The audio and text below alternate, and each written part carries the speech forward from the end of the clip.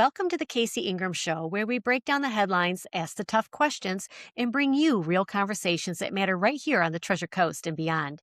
If you like the show, be sure to hit that subscribe button. I'm KC Ingram. Let's get into it. After sharing a post about newly passed legislation HB 1073, Amy Pritchett reached out to clarify how the bill applies to current school board members. While the legislation is intended to provide fewer restrictions and more opportunities for school board members to engage in public forums and candidate events, it is important to pay close attention to the nuanced language within the bill itself. HB 1073 states that school board members have the right to comment publicly during or outside of district school board meetings on any matter of district school board business, except for student and employee disciplinary hearings or other matters prohibited by law. The bill does not create blanket immunity, nor does it guarantee that every discussion is permissible.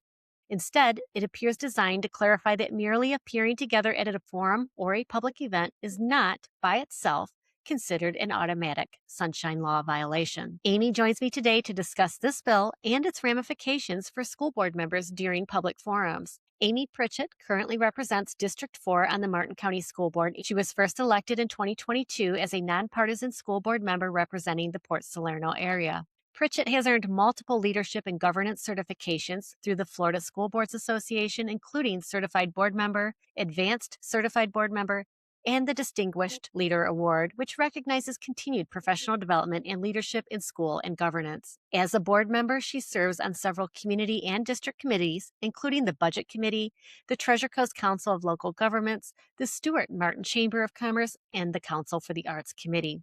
So thank you for joining me today, Amy. This is such an important discussion because I don't want the public to misunderstand this legislation as giving people the ability to pressure, strong arm, or even bully school board members or candidates into discussing every topic in every setting. So Thank you. I'm happy to be here.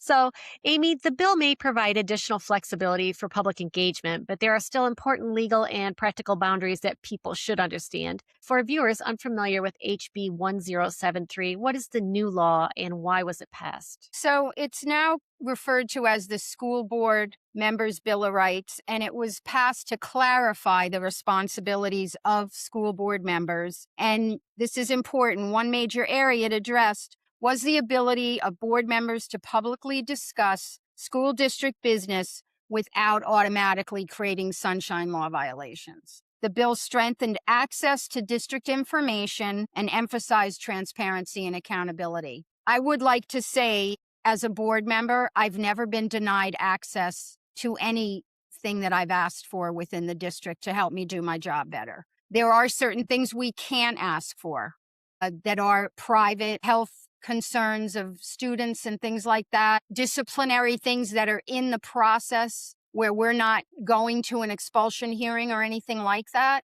We have to wait until the proper time that we can get the information. So it's not that we're being held back from it. It's that some of it is not legal and some of it has to wait until such time that it is important for us to know about. Thank you for that clarification. Amy, why were some board members concerned about sunshine law violations before this bill? Well, I'll give you a good example. We're all having lunch together and we're talking, we're socializing. Some board members felt that they couldn't participate because it would look like we were having a meeting. But I've never held back from going anywhere where I knew another board member was going to be because I know how to conduct myself and we're adults. So there's a middle ground. There's the extreme where I'm not going anywhere. And then there's the other extreme where I don't care what I say. I'm going to say what I want. I have a right to say it and nobody can stop me. So this clarifies that as long as you are not discussing school board agenda business or something that you may be voting on, it's perfectly all right to be in the same place with other people. I was told, oh, don't get your picture taken with another board member. Why not? We're at the same event. We're not talking about anything. We're just there. You have the people who want to catch you. They want to catch you in a sunshine violation. They are looking with a microscope to say, oh, she was texting so-and-so, blah, blah, blah, or I saw her whispering in her ear. They want to get you. And then there's the other people that feel they should have the ability to just say anything they want to say. So it's a very balanced approach. And I think this law is trying to say to you, sure, you can go to places where your other board members are, but remember what your duties and responsibilities are. Right. And you can even talk with them, just not discuss anything Yeah, on the agenda. correct. So, in Or simple, it's something that might be voted on. right. So we have a meeting coming up Tuesday, and if you go to the agenda, you'll see there's probably 10 or 12 things that we have to vote on. Those are not things that we should be talking about outside of the public arena when we're having the meeting. So, just in a real brief, simple term to follow this up, what does Florida Sunshine's Law prohibit? It prohibits two or more members of the same elected board from privately discussing matters that could foreseeably come before the board for action. And it's to ensure that government decision-making happens only publicly and openly. So think about it this way. You've got a group of people that are discussing something that's going on in the school district, and the board has to remain neutral so that no other board member knows how they might vote, because it could change their mind. Right. Or it could alter how they're going to conduct what they want to conduct. So I look at it as like, the board shouldn't be polled before they're going to make an agenda recommendation. Right. When Makes we sense. get up there, other board members can kind of know where your head is at, but until you say yay or nay, they do not know how you're going to vote. And nobody should know how you're going to vote until you do it publicly. So that's why the Sunshine Law was created. So there isn't any workings or goings on before you take that vote. So, some of that nuanced language I was talking about, let's talk about that phrase, foreseeable action. It seems Yeah. very broad. Does that mean almost anything related to school business could potentially fall under sunshine concerns? Potentially, yes. I mean, that's where you have to err on the side of caution. If there's a hot topic going on in the district or in Martin County, it's very likely that it's going to come before the board, because someone's going to come.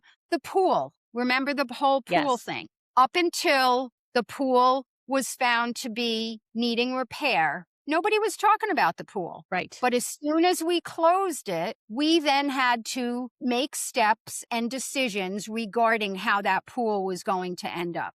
And if you recall, it took nearly a year. Right. We had to vote on how much we were going to spend. We had to vote on who was going to be allowed to use the pool. We had to decide where the students were going to go and practice before the pool was opened. All of those things regarding the pool were decisions that we had to make, and they were important, and they were not allowed to be discussed openly in public places except at the dais. So that's a good example, the pool. So, just kind of keeping this clear for the public, because you being in office, you know the sunshine laws very well, and anybody in government understands them. But for the general public, it's a term. Does the does the sunshine law apply only to votes or also to discussion leading up to the votes? We just kind of were talking about this. It sounds like it applies to both. Both of them, because you've got the actual vote, but then out of that vote could come another discussion for other things regarding it.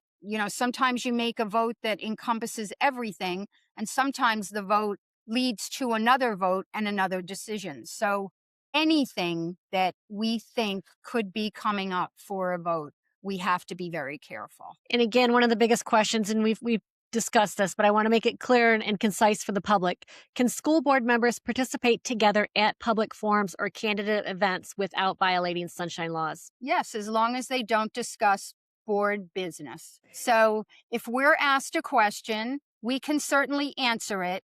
But the caveat is that sometimes people slip and it ends up being a discussion. And once it hits a discussion, we're in violation. So we have to be very careful. And another thing I'd like to say is anyone who wants to know how I feel about something, they don't have to ask me at a public forum. They can pick up the phone and call me. They can email me. We can meet and have coffee. The fact that they demand that we must say our opinion in public, that's up to us, right? I mean, there are things that I'll talk about almost anything, but some things I don't have to talk about, and nobody can force me or bully me to do that. And if they are doing that, you have to think about motive. Right. Why are they doing that? So Why when you have such access to the person that you don't just have a conversation with them? Because baiting them into that conversation is what does violate the sunshine law. it's the discussion of it, not just bringing it up. Yeah. Correct. I So mean, is it likely that 3 or 4 or 5 or however many people are just going to stand there and go, yes, no, yes, no, yes, no? That's basically what we can do. Yes, I agree with that. No, I don't agree with that.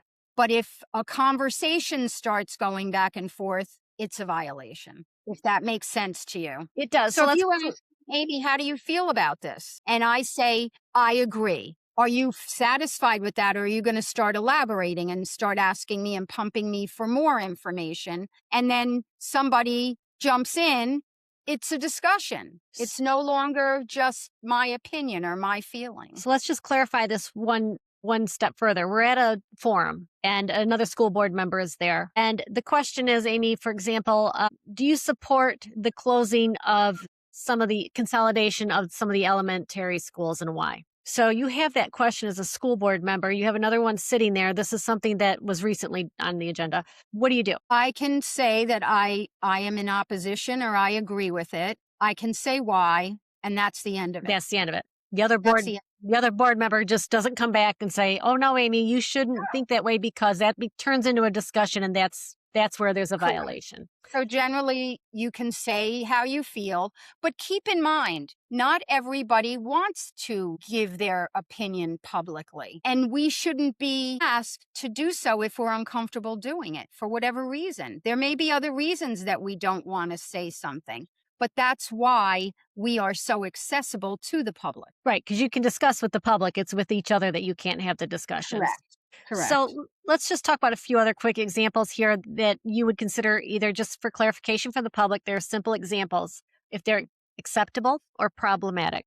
2 board Okay. members texting about an upcoming agenda item. Nope. No. 2 members No. attending the same civic event. Perfectly fine. Members debating each other on a pending issue at a public forum. Only on the dais at a board meeting, no other place. Members separately asking staff for information. I do it all the time. So, has fear of sunshine violations ever made officials overly cautious about public engagement? Yeah, I'll give you an example without giving you names. I was at an event a couple of weeks ago and another commissioner from another body in the county said, "Oh, don't get your picture taken. That doesn't look good." And I said, "Why not? I do that all the time." And they said, "Well, I don't think it's a good idea."